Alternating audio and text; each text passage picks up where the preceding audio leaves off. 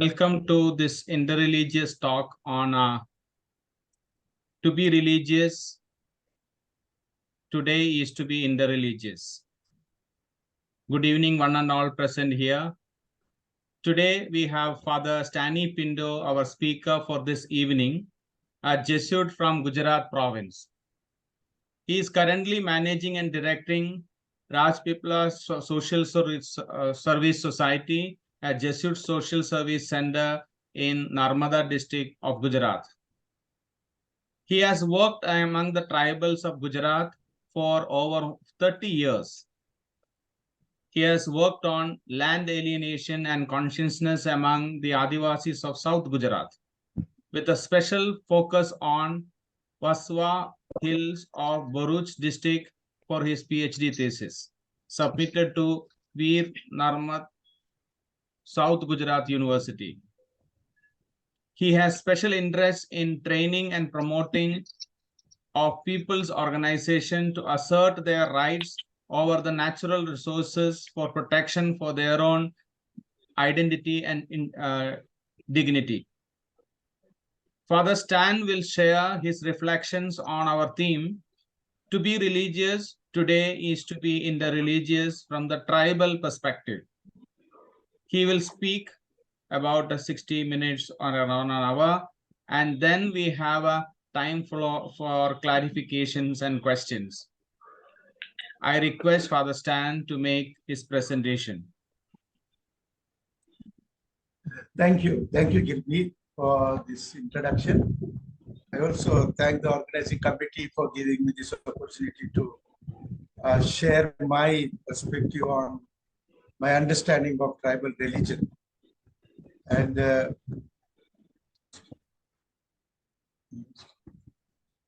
yeah, the theme today's talk is to be religious. Today is to be interreligious. I am here to present the Adivasi perspective on religion. I have tried to approach the subject from a historical perspective, for which I will be referring to the influence of colonial and other external elements that have affected their socio-religious belief system. Land is at the center of Adivasi religion. Land to an Adivasi has social, moral, and historical, in addition to its economic significance. It is connected with their sense of history and their religious belief system.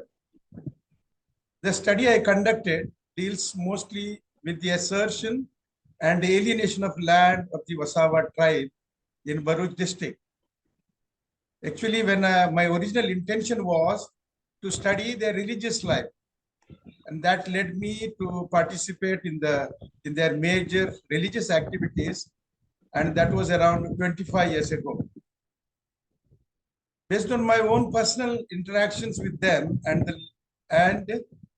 the live-in experience with the Adivasis of Gujarat, I'll be trying to understand their religious worldview and the contribution they can make for the enhancement of human values and the sustainability of nature and ecosystem.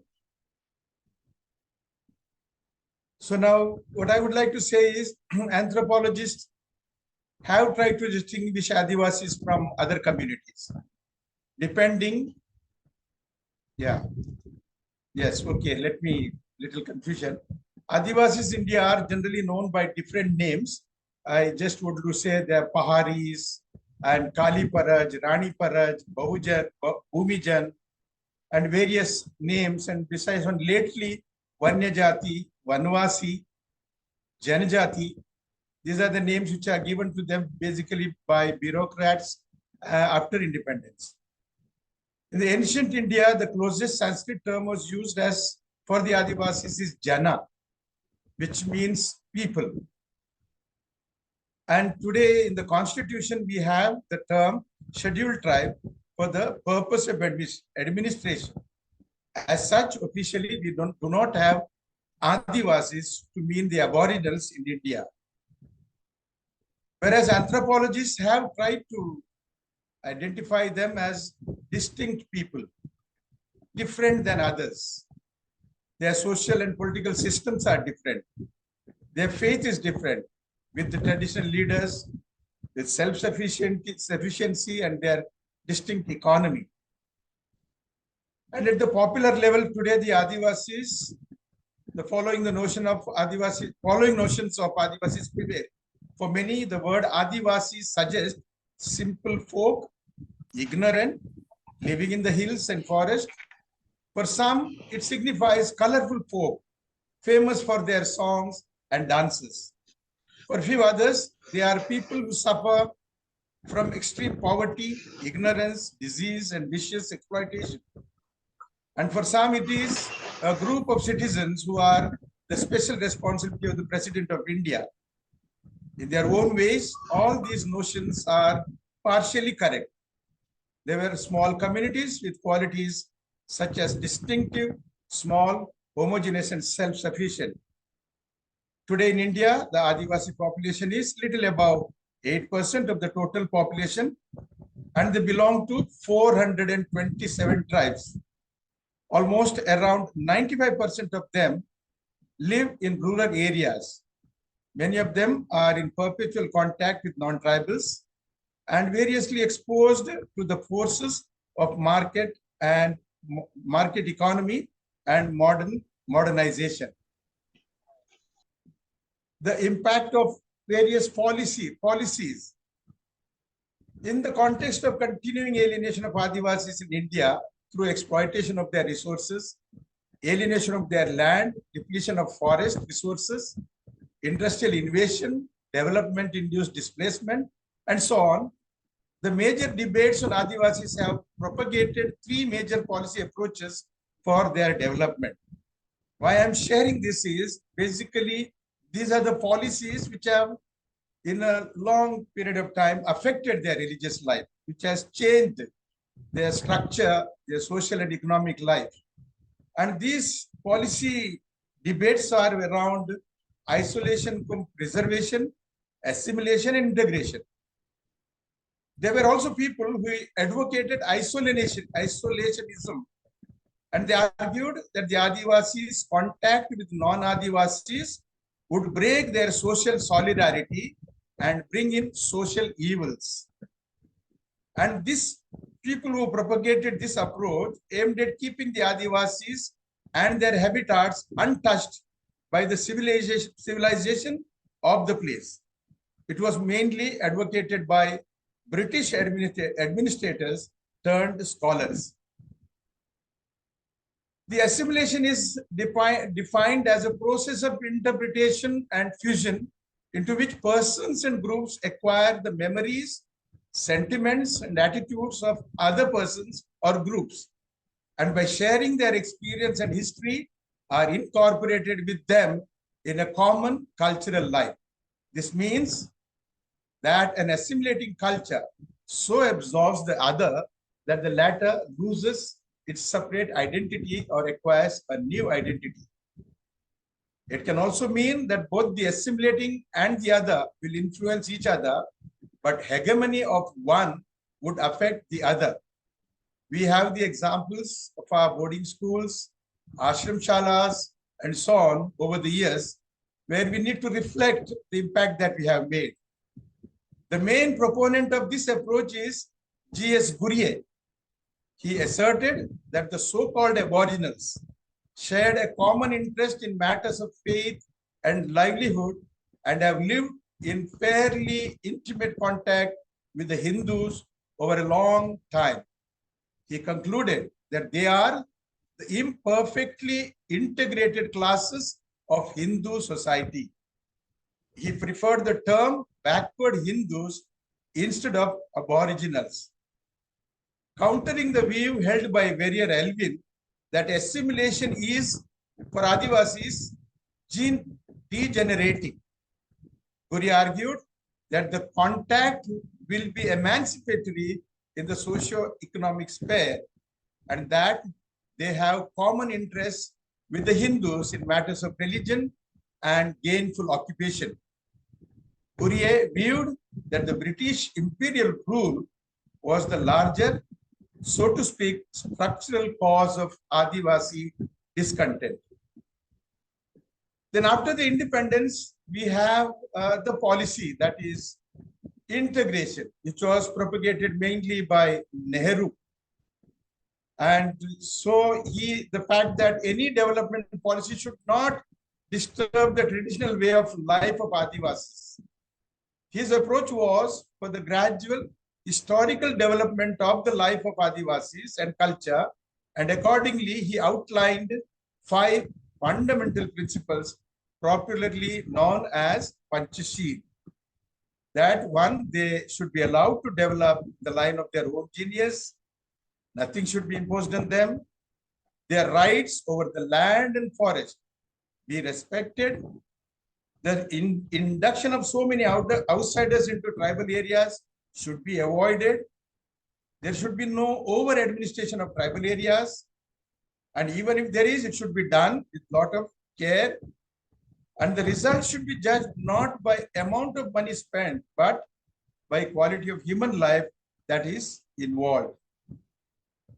But what happened? There was another aspect that impacted the Adivasis, their land and their religion. That is the British, the colonial rule. See, among the Adivasis, there were a lot of outbursts and revolts during the British rule. And this was normally seen as out of frustration and dissatisfaction among the Adivasis. But the real causes could be identified as loss of their land, loss of freedom of the forest, disappearance of the ritual hunt, and so on. It is argued that the British system of law and revenues created conditions for the erosion of tribal solidarity.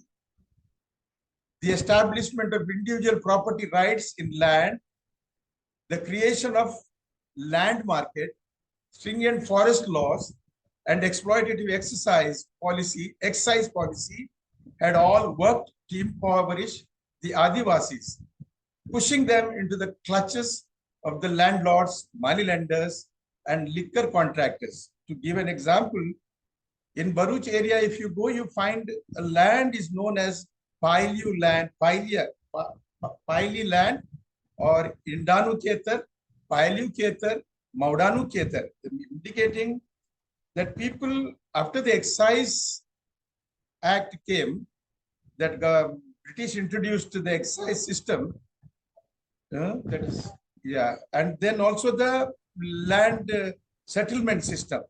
And many tribals became landless. And this was one of the frustrations they had. And also Adivasi communities in India and their experience suggest that in the name of the so-called mainstream and national interest, they continue to face the onslaught of cultural prejudices and economic dominations. A survey by Anthropological Survey of India in 1976 suggests that there were 36 ongoing Adivasi movements in India around 1975. A review of tribal movements suggests that there is scarcely any major tribe in middle, western, and eastern and central India which sometime in the last 150 years had not resorted to this gesture of despair. It is recorded that from 1778 to 1971, there were 80 major revolts and uprisings in tribal parts of India. All the above developments, from encroachment in their lands and resources by the British law and interaction by non-Adivasi communities for their own economic enhancement, we do not have one united Adivasi community in India today who follow a unique religious system. They can be broadly classified into 3 groups. This classification I have drawn from the experience that I had relating with them. 1, those who, through the continuous and intimate contact, have become fully assimilated to other religious systems, including caste, class, hierarchy. The other, second one is those who are partially assimilated or Hinduized or have joined other religious groups and are suffering moral depression, loss of identity, and a sense of belonging. There is a third group, those who live mostly in the hill sections and are relatively free from becoming de-tribalized. During my last 35 years of work among the Adivasis, I have come across and interacted with the above mentioned groups. For the purpose of understanding religion from Adivasi perspective, I have concentrated on the religious beliefs and practices of the third group mentioned above. The data I present here is based on my close interaction with the Vasavas of South Gujarat, especially around Bharuch district. About 25 years ago, as part of my doctoral studies, I have based myself on my own personal observations and the panels which are prepared by elders of Vasava tribe to document their religious practices. The panels are presently placed in the outer part of the Param Krupa Mandir, Dediyapada. I also made similar observations during my interventions with other tribal groups of Gujarat, namely the Gamis, Chaudhris, Kokanas, Garasia Bhils, Ingri Garasias, Ratwas, Naikas, Tadvis, and others. So what are these rituals associated with major events of life? Birth, marriage, and death.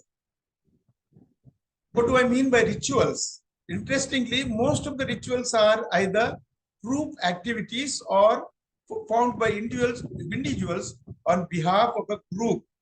Speaks of the notion of collective living among the Adivasis. Rituals are connected with religious beliefs about the relationship of human beings to the supernatural forces in the universe. The rituals are also performed mainly to invoke the mercy of the deity for health, prosperity, and happiness. There are intermediaries, the Bhagas, the Buas, or they call it Pujaris or Pujaras. They are men who have got the different roles of a mediator, diviner, worshipper, and healer. They direct the ritual life of the people and perform most of the rituals and ceremonies. The Bhagat is the common link between the village community with the supernatural. Bhagats believe that various deities act as superpowers for affliction and control of the diseases. Accordingly, the Bhagat plays the role of a mediator between the victim and the gods. He recites mantras, performs rituals, and sacrifices goats or chicken on behalf of the victim. Now I have presented some panels which I earlier spoke of. The panels are placed in, I said, is in Param Krupa Mandir in Rajpipla. These are drawn and carved by the tribal leaders. So the first event in their life is called Chatti or Pechro. Pechro is basically either the 5th day or the Chatti is on the 6th day, depending on the situation of the family. And this event is held very much in the central room of the house, innermost part of the house. Only women take part in this activity. They conduct this ritual, and the belief is the ancestors are present during this occasion, and sacrifice is offered, the liquor is offered and consumed by those present there. And according to them, this is the day their fate is written on their forehead. If you see in the panel, you have the whole women folk inside, conducting this ritual. Then you have the Adivasi marriage. You see the panel. Each branch, each tree has a significance, has a ritual significance. Each plant and tree invokes particular blessing, and which is the names I have not mentioned here. But this is a very much community event, and in that, especially the ancestors are very much part of this event. It takes place for about 6 to 7 days in the family. So then next we have is another major event is the marriage. Sorry, the ceremonies for the dead. This is a very interesting ceremony which is involves the whole life cycle of an Adivasi. The rituals begin from the time of death till person is either buried or cremated. The body is not taken out for burial until all close relatives of the dead gather. Each of the relatives has to perform certain rituals to obtain forgiveness and reconciliation between the dead and the living. The rituals are performed with utmost seriousness. They include the community mourning, weeping, and dancing. The dance is performed by a group carrying the dead body. The most important characteristic of these rituals is the systematic enactment of the marriage of the dead. The rituals are performed as the real marriage are reenacted with the dead person. Symbolic feeding of the dead with the alcoholic drink by each relative is another aspect of the ritual, which is mainly conducted seeking forgiveness. The main intention is to fulfill all the unfulfilled desires of the deceased. They believe that not a single person is worthy to become Dev or Devi. But at the moment of death, the Dev or Devi comes to make each one a sharer of his or her merits, so that the woman may become Devi and man Dev. This living faith of the Adivasis explains and reason why the funeral ritual on 3 occasions, the crowd of Adivasis dance holding the deceased on a hearth floor, that is bed. The first, when they dance, with the music. Second, when they get out of the house. Second, when halfway on the house. And third, when they reach the cremation ground. Another interesting feature of their burial is if a boy or a girl get married before they are fulfilling basic events of their life, that including marriage, and that is considered as bad omen, and the community has to do a lot of ritual services to appease God, to release them from all these bondages. Among the Chaudhries, there is a system that when a woman dies, when she is in the birth pain, and the body is taken out, breaking the door, the wall behind the house, and immediately plastered back again because they believe that she has died an unfulfilled life. So therefore she will come back and disturb the family. So make her forget the way. These are some of the beliefs connected with their understanding of Dev and Devi, becoming Dev and Devi. And that's why the life after death for them is a very important dimension of their life on earth. According to their philosophy, the world is governed by the spirits. There are benevolent and malevolent spirits. Both these spirits have to be worshipped and appeased to avoid their wrath. Benevolent spirits abide with the Dev Devyo, the world where all deities are found. Malevolent spirits do not have a fixed residence, and they keep wandering and mostly remain in the trees and the rivers. And therefore, very important that every person dies after fulfilling his life for which he is created. And the ruler of this, the people who are wandering, the souls that are wandering, is Kaliyobut. A person after his death joins one of these worlds. The good join the benevolent spirits. Those who have not lived good lives join the world of the malevolent spirits. The person who has lived a good life but dies before his or her desires are fulfilled wanders till his or her relatives have performed the required rituals to free him from all human desires, and then only the person joins the world of benevolent spirit.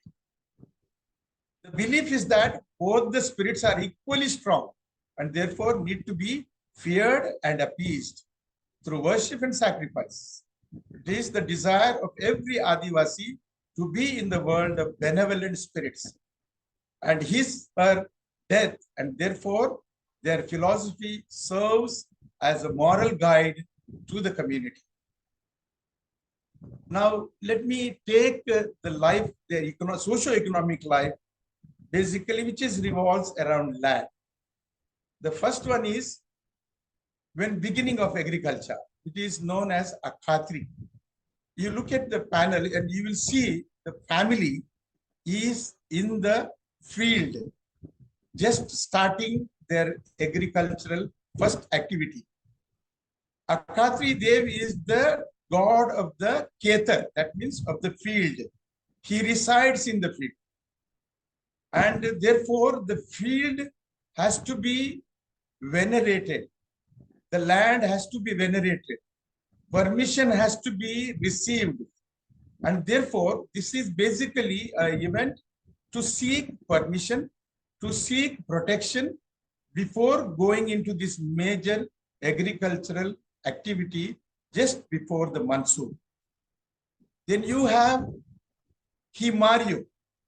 Himario is a deity which this earlier Akatri lives in the field, whereas Himario lives outside the field, protecting the whole land and property. It not only protects the land and property, it provides protection and it protects the crops, it protects them from any natural calamity, and it also brings them good monsoon. Therefore, it needs to be appeased and it should be worshipped. And this is done just before the sowing of the seeds. And Himario has to be appeased. And some places he is known as Ketarpal. Ketarpal is one who protects the field. Today, that Himario has replaced the, Ganapati has replaced Himario in many places. Next is Gam Devti. After the sowing of the seeds, cleaning, just monsoon is over, the fear is of disease attacking the village. So therefore, there has to be a ritual to clean the village of all the malevolent and negative spirits, that is, which cause sickness, illness in the village. So this is known as Ujjimani or Toran Puja. You will see at the entrance of the village, particularly a special tree is planted, which has got a very ecological significance. And on that tree, the Toran is built and then the puja is conducted. And contributions are made by all the members of the village. Actually, male members take the active part. Female members are passive observers. The goddess is believed to protect the village from any form of sickness or epidemic entering it. As part of the worship, 2 huge branches, as I said, are planted. And it is also a day of reconciliation for the whole village. People have to forgive and forget each other, and so that the good spirits can come into the village. And so there is a common meal also is served. Then we have the Martinio, the god who lives in the green leaves. Non-tribal will consume the first leafy vegetable unless and until he conducts this ritual. This ritual is conducted by whole village leaders, and they all together and conduct the ritual, provide, give the alcoholic drinks and whatever blood sacrifice. And then it is declared that the whole village is free now to consume the first leafy vegetables after the monsoon. The main characteristic is gratitude. It is the virtue of the Adivasis to giving thanks for the product that they have received in the field. Then comes Dudyo. Dudyo is basically in Gujarati Dud. The word Dud means every grain when it forms, it is full of milk. So for them, this is a deity which lives in the milk of the grain. So Dudyo Dev is mainly first grain, that is depending on the area. There are some for some bajra, some for it is maize. And the maize or bajra, because maize comes very fast, so therefore people cannot consume it unless and until they offer it with gratitude, offer thanksgiving, and the whole village comes together and they dance and they celebrate and they conduct puja in the center of the village, including dance and Doda Pujan also. It is known as Doda. Doda is Makkai. So that has to be consumed only after the village approves it, after the sacrifice is offered. Then comes is Gamanyo. See, this is basically I'm talking about Vasavas. This is the same, more or less. Most of the tribes have got the similar pattern. Gamanyo is the god who lives in the with the cow shelter, which is touching the attached the family house. This is basically they treat the animals as part of their family, and the Gamanyo Dev has to be appeased, worshipped. This is the god of the cattle, and it is also known as in some places they celebrate it as part of Chauri Amas also in different ways. Basically, the feast around their cattle who has helped them in their agriculture activities, and also thanking the Lord for Gamanyo Dev for protecting them. This is another event which is very close to their spiritual life and revolves around agriculture. Then comes again around their agricultural cycle is Ala, which is known as Ala. It is the final harvesting. And this final harvesting is in the field itself. The place is prepared, the puja is offered, and the deity is worshipped. Basically, again, it is since in the farm, in the outskirts of the field. Therefore, Himaryo Dev is the one who is appeased in that because he lives there. And then the whole harvesting, threshing of the grains starts. And here is the place in the night when once they come into this threshing field, they are not supposed to go back home till they complete the whole cleaning of the grain and till you bring home. So therefore, this is also can be seen as kind of sharing their tradition, their history of the village, stories of ancestors and their mythology. It is narrated to the younger generation. And one of the persons in the village itself transmits the skills of oral tradition. And in a way, it is a mini school for traditionally for the Adivasis. After the harvesting is done, there is another thing called undio. Undio is the lump of food. If I can say in the twist you make this, you can see in the panel, there are like laddu type. It is undio, a god who lives in this grain, that undio, the food, god of the food. He is also known as Barkatyo, the one who sustains, brings prosperity. So this deity is worshipped with a huge pomp along the outskirts of the village, along the river. And some places, even the Vagdev, Magardev, those are the animals which are kind of possibly cause harm for them, but then they are also, the gods are also appeased. This feast is one of the most significant feast in the month of October. Around that, whole village comes together, prepares food, bank of the river. The male members take active part, and the female are busy helping them prepare the food and join them afterwards for the meal. Now, here is a feast which is known as Nawai. Nawai means new. And once the grains and everything is come, villages come together and celebrated, and the god of the food is appeased, then the same grains are brought home and food is prepared.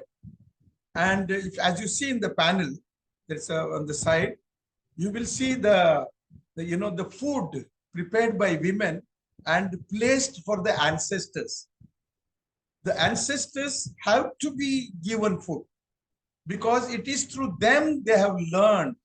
It is through them they have learned this tradition, what to be eaten and what not to be eaten, how to do the agriculture, how to bring grains into the house, all that. Therefore, the whole community is grateful to the ancestors, and so therefore, special food items are prepared, and the woman in the house, she offers it. Takes the name of the person, deceased person. This is for this man, this is for this person, and there is one. For one, we may have forgotten. So in that way, they keep and feed the elders, and only then the whole family eats in the family, remembering the ancestors. Then we have Diwali and Holi. See, Diwali is just before the winter, and Holi when winter is. There is a story behind the whole event. Diwali is ultimately bidding farewell to the old. So they don't celebrate like traditionally. They never celebrated Diwali like in the calendar, in the public calendar. They celebrated when everybody in the village decided, when everybody fed their ancestors, when everybody finished their rituals, then all together they celebrated Diwali.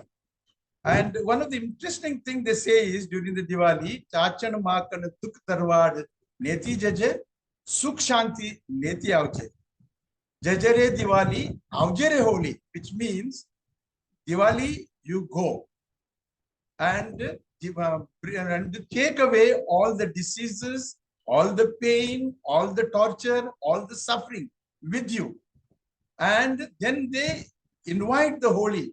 Holi, you come with prosperity, come with newness, come with health. That is the main idea. That's saying goodbye to the old and getting ready, preparing yourself for the new to come in. So as a symbolic gesture, in some places, you see in the panel, in the middle, they have food and everything. The family eats together, remembering their ancestors. And you see one elder of the house is taking a torch with the fire. And symbolically, each house draw a torch from the house and shouting with making noises and reciting this. Jajare Diwali, Avjare Holi. And they take it under this one particular tree. They all go and throw this torch on the tree until the tree is burnt, which means Diwali is gone and now the time to look forward to the new. So then this is the Holi, where again the whole village is together, village is involved, is a major feast in the month of March. The deities are worshipped, all the deities, everybody that is related to their land, their agriculture, everyone who is living in the village, around the village, in the house, in the gaban, that means in the cattle shed, all are. And there are also a lot of fun. Fun is there are people who conduct some games and nataks and people called Gosai. It's a fun time. After the Diwali is a season of marriage and celebration and fun. After the Holi. Okay, then you come is the very important part of their life is ancestor worship. Ancestor worship has got an important place in the Adivasi religious belief. The strong belief in the departed ancestor as spirits clearly shows their close affinity to the ancestors. These spirits are conceived as essentially benevolent spirits. They may come in dreams or through bhagats who communicate the desire of the dead ancestors. Therefore, they believe in the existence of ancestors and their interest and intervention in the worldly affairs. They are at work in their real life. Since they firmly believe in the idea that spirits of the ancestors have power to decide their destiny, they are very cautious in performing all the rites and ceremonies in time. The spirit of ancestors are called and worshipped annually, occasionally, or when one is economically able to perform it. Then their supreme ancestor is Rajpipla and Veena Dev. This cuts across all the tribal communities of South Gujarat, though he is more prominent among the Vasavas. So according to their myths, Kol is the other word. Kol Patsha is the supreme deity and he is the king. And he rules and governs all the deities. He lives in the other world. Okay, in the world of the deities, Rajapanta, Veena Dev, who is Panta's brother-in-law, and Yahamogi have a special place and are most venerated and loved as ancestors of the whole tribe. At every corporate event, every event, whether in the village or whether any other extraordinary event, these are the main deities or main ancestors who are remembered and worshipped. They are called upon. And is considered, it's believed that they are the ancestors and reformers, teachers of the Adivasi community. And presently, it's a huge shrine for Yahamogi. And one interesting thing is, none of these deities wear a weapon with them. The belief is all the deities are life givers. And so therefore, you see next Yahamogi, who has in the hand a pot of water, which she is a life giver. And she is the supreme deity or the ancestress of the tribal community. And she satisfies all their suffering, all their pain, all their needs, and heals all the ailments, fulfills all their needs. And there is a huge devotion to Yahamogi and a lot of sacrifices all through the year, especially in the month of March. Then also they have other ancestresses, who is known as in different parts of tribal belt is Kansari Madi, who is see in the picture, you see that basically connected with the grain, that is, paddy. Is the Kansari, it is basically known as Kansari corn. So this also is another major ancestress, and who protects them, who provides them, and kind of guides them in time of difficulties. So all the time is accompanying them. Then we have also Devli Madi. It is in different parts of the. So these are rituals in the deep forest, in somewhere where they think they have, in the traditional, in their myths, have believed that they have conducted a huge action, that is Kisso. Kisso they call it. Kissan Jagya means a place where they have performed a huge miracle or huge deed for the good of the community. That is Devli Madi. Then we have also Debeli Devi, which is another ancestress, but also is now today as worshipped as a Devi. Then we have Kaka Balio, is also connected with our physical external well-being, our skin, our all those as an individual who protects them. And through the Bhagat, you offer the basic sacrifices and you take care of your health and prosperity. Then we have, next we go, spirit worship. Belief in spirits that I have already explained. So then we have protective spirits, that is benevolent spirits. Next, we have benevolent spirits which are doing good. There are evil or malevolent spirits which are all connected with they are in the day-to-day belief system. Then finally I would like to come to my observations and I conclude with that. Based on the available empirical studies and understanding today, it is difficult to draw a distinguishing line between the so-called mainstream established religion, which is mainly Hindu religion, and Adivasi religion. There has to be a caution that most of the materials available about the Adivasis are written by non-Adivasis.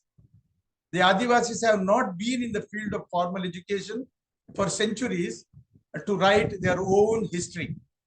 And so the culture and traditions of Adivasis are not documented like in many other major religions. A lot of assimilation has taken place over the years. In order to understand the Adivasi worldview and their system of thought, it is necessary to know the historical background of their socio-economic aspect of religious life. The Adivasis are under constant pressure from major organized religions.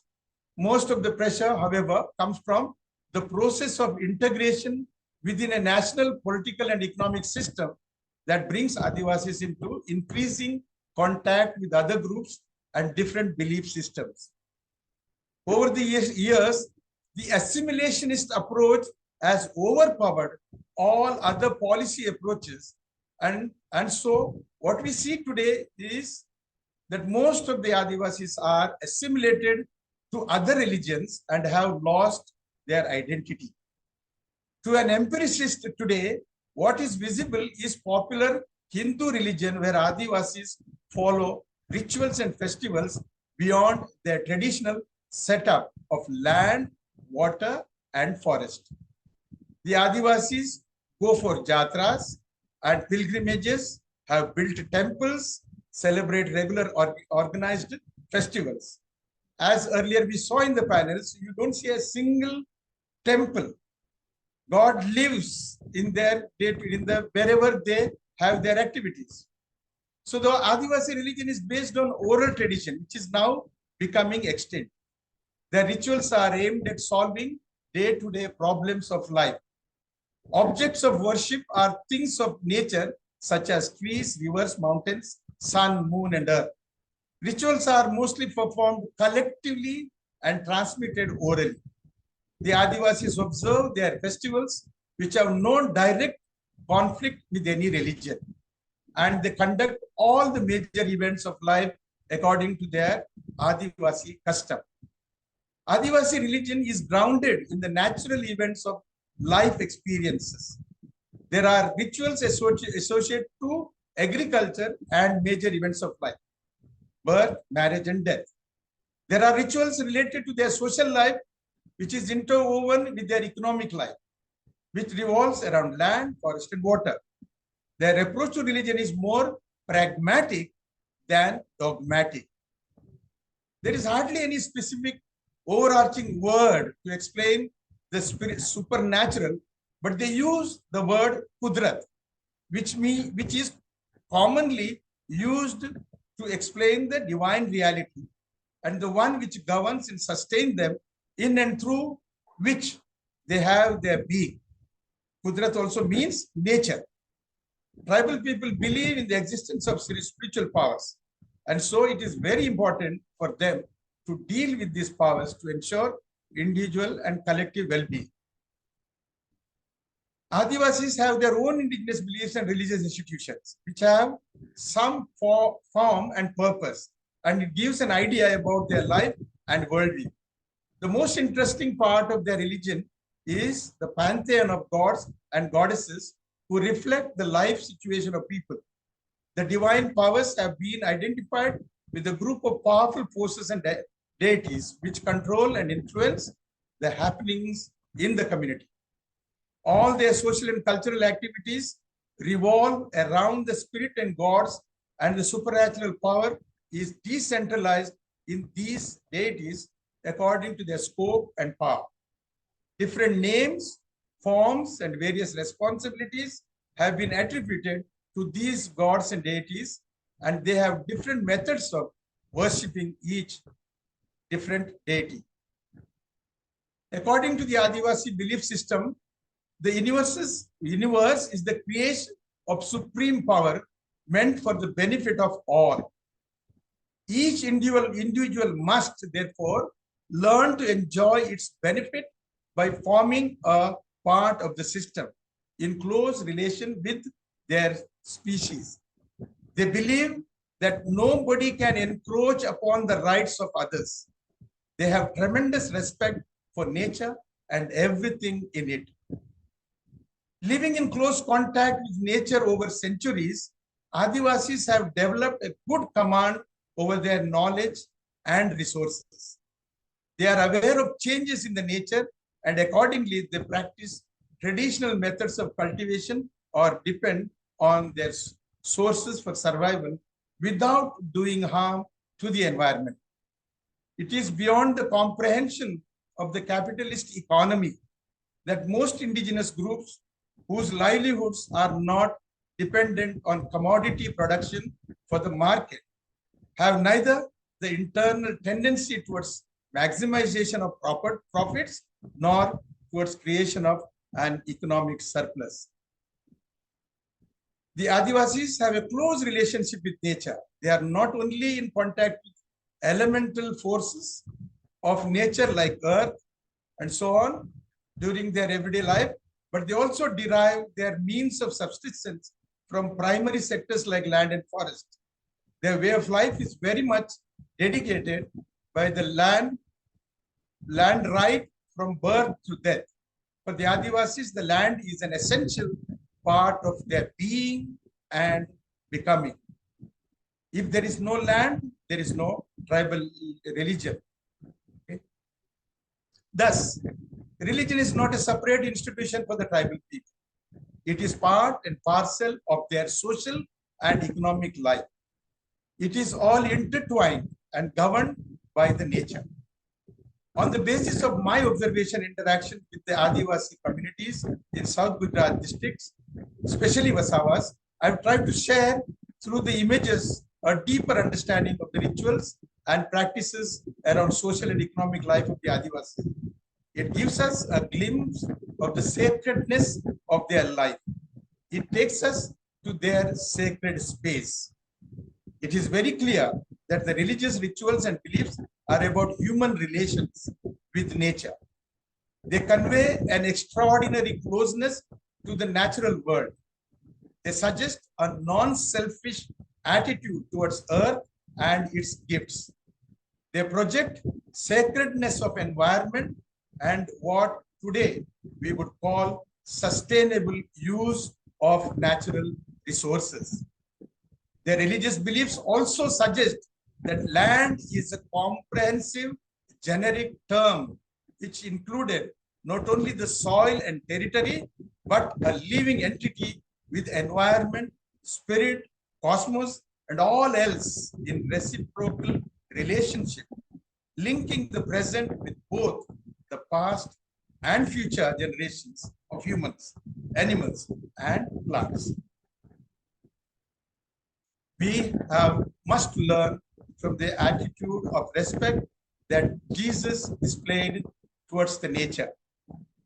There is no reference in the New Testament for the exploitative, throwaway consumer society.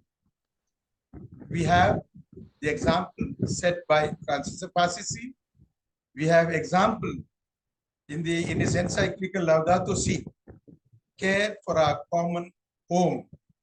We have, all of us have something to learn from the way the Adivasis live their religious life. I finish here. Thank you very much.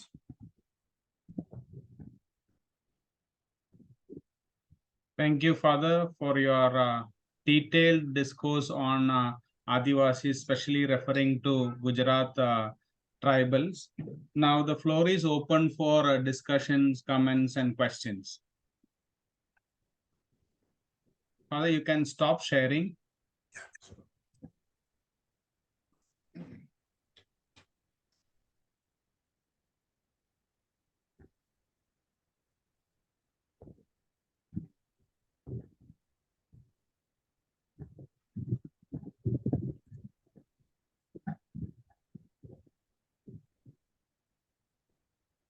Any questions?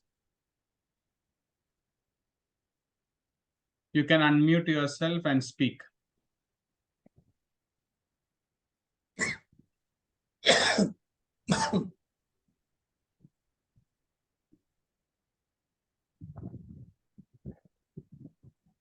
Hello, Father.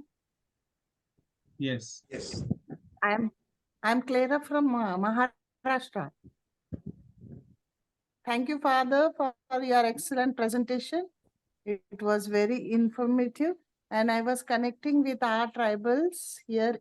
I work with the Warli Adivasis here in Maharashtra, Warli and Katkari here. I wanted to ask you, there's so much similarity, like what South Gujarat tribals are following the customs and tradition there. The same thing here in Maharashtra, we have that Kansari and Dhartari, and how they follow and they understand. And now it is very visible here, though we say that there is so much influence of media and all. But now also I can see here interior villages and all, they follow the customs, maybe not fully, but they have the very sacred meaning in that, and they follow with the community. And when I was listening to you, I was connecting with in today's current reality that nowadays, I don't know whether you did not much mention on the religion about, okay, one side tribal religion, but another side, I wanted to ask you that nowadays here I see that some of them have accepted the religion like maybe Christian, you can say, Hinduism, many sects are there. So they are following, and it is so much confusion here I can see. And one question always comes to my mind. Now recently we are facing this issue, like they have accepted this Christian religion, so they will not be able to give, they will not get any schemes or whatever the facilities government is giving. And we all know that government is for the Hindus. So in this type of situation, we also try to give them the constitutional rights and facilities what we have and what the constitution says. So what you have to throw light in this? See, in the constitution, we do not have Adivasis as such. It is scheduled tribes. Tribes. And scheduled tribes, whichever religion they follow, they are scheduled tribes. If they are scheduled tribes, they have all the constitutional rights. But the other part is the political, what do you call, as a political strategy, wanting to bring them into the vote bank, Hindu vote bank. That is another strategy, which is followed by groups of people And so therefore, this threatening people of that not getting your scheme, your privileges is a fear that is put in to bring in more political mileage for particular people interested.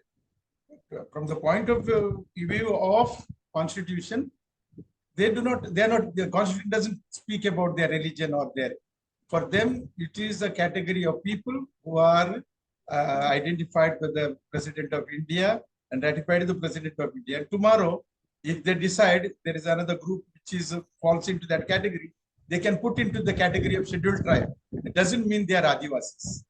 Like in Gujarat, there is a group called RBC, Rabari, Barwad, and Charan, who are basically not from the tribal, they don't fit into the tribal characteristics, but they are brought in for the purpose of administration.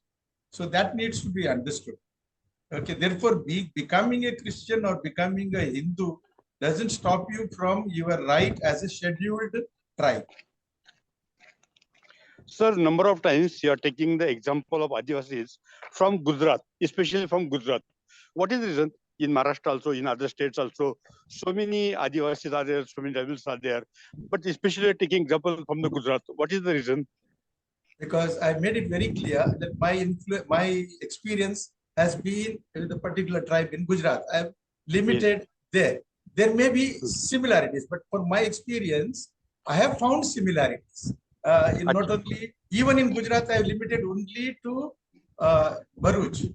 And in Bharuch, again, I identified 3 types of groups. That is one highly assimilated, there is one in the middle, in between, and there is one group which is still retaining some of their, it's very interesting to see how even that, the ones who have no land at all, they are highly Hinduized. Thus, one who have some land and continue with they're still retaining their tribal culture. So that also you see. Therefore, I am insisting because I don't want. Yeah, right. Just I was asking because you are taking from Gujarat. Yeah. And one more thing, what guideline you can give after this lecture to all? Guidelines, I mean say. Guidelines. And for me, what strikes totally from the tribal thing is, it is, let us not think in terms of how they worship, but what is the essence behind what they do, why they do. For me, I see most of what they do is a sense of gratitude because I receive. Everything I have is I have received. The nature is for all. Therefore, there cannot be discrimination whatsoever, whether at the class line or caste line or anything. So therefore, going against this is believing in someone as low or high, is going against the nature, which they call Kudrat. This is very clear for them. If anything happens, they say, Kudrat nahi chode, means Kudrat will not leave you. For them, sin is going against nature of any kind. Oh, so thank you. Thank you so much. Yeah, there is something for us to learn from this. Yes, sir. Yes, thank you. Thank you so much. Thank you. Very nicely explained the we are really all humble by hearing you, sir. Thank you. Thank you. Thank you so much of you. Danny, I have two Any other questions? Yeah, I just want to. One is in terms of the theme of to be religious is to be interreligious.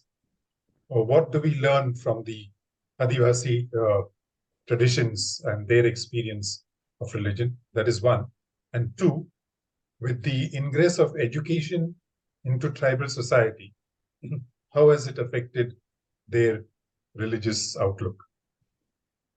Yes, that is a very, very challenging question, I would say, because most of us, in terms of helping them to, integrate them. Basically, I use the word where integrate them respectfully into the so-called mainstream, respecting their uniqueness, respecting their culture, respecting their identity. And that is the intention, original intention, maybe in our institution like education, all those that we do for the Adivasis. But probably because of a lack of knowledge about their intention, lack of knowledge about their outlook to life, their worldview. Probably we have kind of, instead of giving with education with the values, keeping their values in mind, we have probably gone more into a assimilationist mode. We want to make them the copies of ourselves. And to be religious is to be interreligious means not making others copies of ourselves, rather learning from each other. And I think our education to some extent has failed in making them Adivasis as Adivasis, rather than we have made them, maybe, this is my fear, we have made them our copies through our education. And that is a challenge.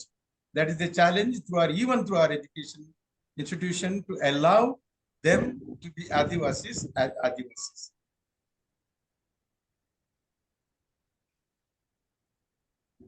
Yes. I want to ask a question.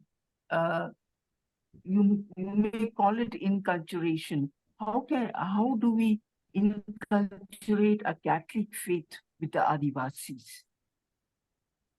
Our liturgy, for example, Eucharistic celebration. Yeah. See, we need to, when we talk about inculturation, very often we look at the rituals and external activities, the things that they, but then we don't go into the core of that experience, that religious experience. What is the core? For me, inculturating their core is the gratitude that they have to the giver. Can we inculturate that, which is rampantly exhibited in and through their life around land, forest? They will not cut any branch unnecessarily. Take out only what you need. That is the core. And that is what we need to take in as if you talk about inculturation. Inculturation is not like, becoming externally like what they are. For me, inculturation is assimilating or taking in the core of their religious faith, core values, and also sharing the core values. Thank you. Thank you. Yeah. Thank you. Thank you. Hello? Yes. Yes. I wanted to ask you, what is your opinion on these ashram schools are there? In Maharashtra, we have so many ashram schools. So now from the school and also they up to 12th standard they have. Now from there, so many students are getting educated there. But when they come home, now they are not like, they in the community, a tribal community, na ghar ka na ghat ka, like, they don't understand, not even cultural to zero, but also like their own culture, their educational system also what they have. It's too much paradox, like, so how we can contribute in that? Many hostels are there, boardings are there. Now this ashram schools are there. And hardly there are Adivasi teachers, like, Yeah. See, because one thing is, we are in a way helpless situation in the sense of, and that is the reason I explained, that's the only reason why I took recourse to explain the approaches that we have towards the Adivasis. This is a debate or from last 60, 70 years. Actually, most of the educational institutions propagated assimilationist approach, including Gandhians. And the Gandhians are the first one to perpetrate the assimilationist approach, because for them, first thing was to, make the tribals do the regular religious rituals, which was from the dogmatic perspective. So therefore, I have explained that reason. We need to be careful what we want to propagate. We want to integrate them, we want to assimilate them, or we want to keep them separate. No, some of them, we have to understand these perspectives, and probably in the terms of Nehru's 5 principles, probably they are the most suitable ones, and we need to educate our youth on this line, especially if we want to help them to promote their identity and to help we want to hold on to the values which the tribal society has, that which they can contribute to the larger society. And there are organizations in tribal areas. It is not all lost and gone. There are organizations that are coming up, understanding, realizing what is happening to them, and reasserting. Adivasi Ekta Parishad is one of them, like many others. Now, not only at the state levels or regional levels, also international level, the tribal groups are coming forward to stressing and affirming the core values which their society has contributed to the larger society and want to contribute.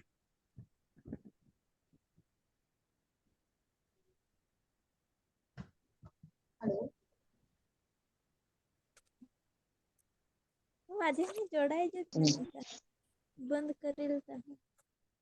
Okay, I think questions are not many questions more.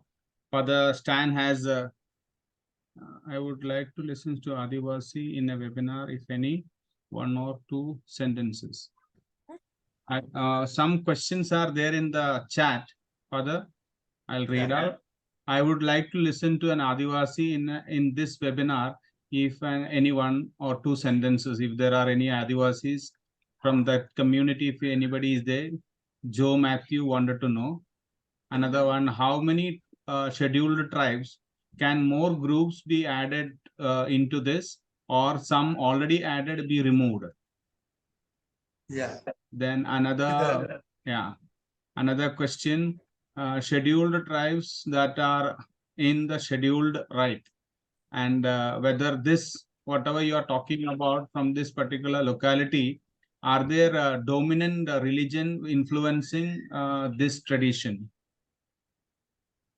Yeah. These are some of the questions raised in the chat. Yeah, but anyway, I don't see any Adivasis in the group. And that's some Rosemary, somebody is there. I don't know. Yeah, Rosemary Turkey is there. Yeah. So I don't know if she wants to say something. But meantime, the point is the area where I am working. And see, that is the reason why I highlighted 3 types of people. Adivasis, but in 3 categories, means 3 classified into 3. One is totally assimilated, and the other one are in between. And there are some who are still holding on to their values. But today, as you know, that in 1991, I wrote a paper on communalization of Adivasis in South Gujarat. And I have elaborated how systematically in the villages, it is not only free food and free yojana, and free religion also is given. Like free religion in ways of different ways, like organizing and promoting yatras, giving them t-shirts, providing them DJ music system in the villages. So many ways. So therefore, the process of assimilation is much faster now than it was before. Presently, the process of assimilation is more motivated by the vested interests. So that is one thing. Second thing I would like to share is about bringing in scheduled tribe groups into the list. See, this debate is going on in the country in many parts. There, even Manipur to some extent, the problem was that including non-tribals, classifying them as scheduled tribes and bringing into the scheduled tribe group. In Gujarat also, we have Sacha Adivasi movement going on, where RBC, that is Rabari Charan Bhagwad, is it's a caste group. which because of the political pressure are included in the regular list of the tribes. That we have 29 tribes in Gujarat and 2 more which are sub-tribes, that is a 31. Plus now this will come. There is a struggle, fight is going on. But now it is the ruling dispensation. It is how they interpret and get the governors to do the work. But traditionally it was basically, they were classified basically from those who are outside the jati or varna system. So any other question? There are so many appreciations in the chat box Thank you. regarding your presentation and discourse. They may not be able to express because of network issues or microphone issues or any other issues. Father, you have shown a very elaborate view about the tribal life from very birth to the death and the various aspects of it, how they coexist, and their tolerance towards the earth, tolerance towards the animals, tolerance towards the land, and the tolerance towards the plants and trees. Very clearly have given the clarification and the dignity that given to each kind. That is what tolerance means, and that is mean that to be religious today is to be interreligious. And on behalf of Vincent's College and Vincent's College of Commerce, Pune, and the Sneha Southern Institute of Interreligious Studies, I would like to thank, especially from the point of view of Father Peter De Cruz. He is not present. He was trying to enter, is not able to enter because of some connectivity issues. So thank you very much for your valuable time and presentation on the topic and giving a discourse on tribal religion. We are going to have continuous sessions, and I invite you to join. And I have already sent you the link of a previous sessions in the YouTube channel. You can listen to this. We conclude today with a short prayer song. So I invite you, all of you, to join for it.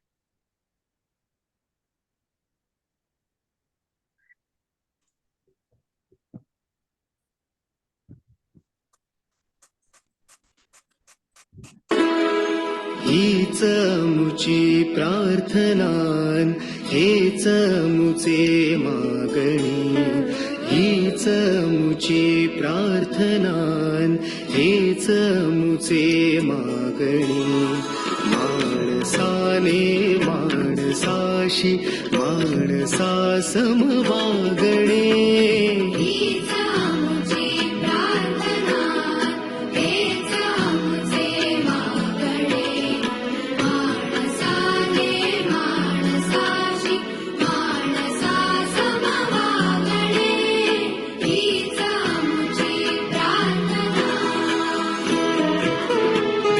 धर्म जाती प्रांत भाषा द्वेष सारे संपुदे. धर्म जाती प्रांत भाषा द्वेष सारे संपुदे. एक निष्ठा एक आशा एक रंगी रंगुदे.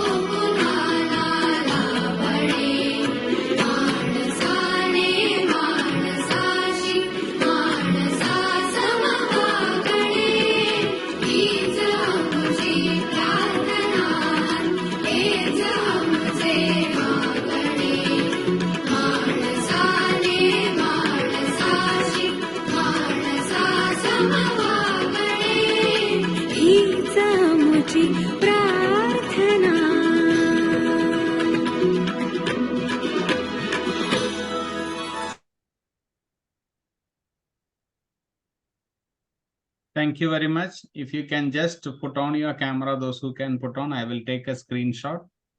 Those of you can put on the camera. Oh, Malcolm is there.